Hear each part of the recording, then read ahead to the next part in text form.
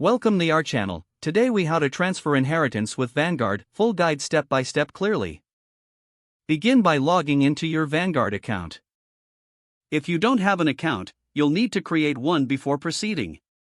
Locate the My Accounts section on the main dashboard.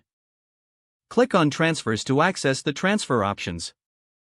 Select Transfer Inheritance from the list of available choices.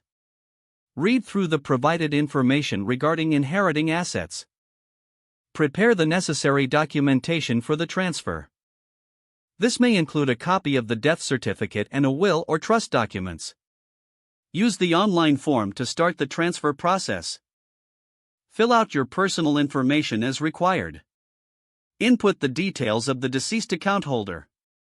Ensure the information matches what is on file with Vanguard. Indicate your relationship to the deceased.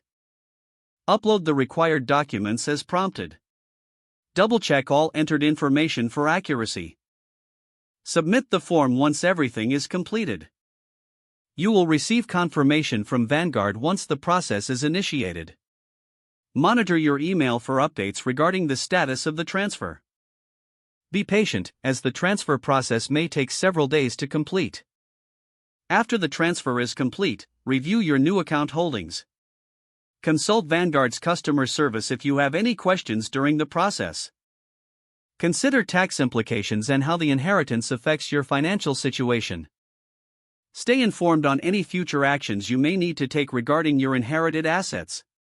If the page does not load, refresh the browser or try again in a private or incognito window. Make sure you are using the correct email address, then retype it carefully to avoid small typos. If your password is not accepted, use the reset option and create a new strong password you can remember. Check your spam folder for verification or security emails, then complete any requested confirmation steps.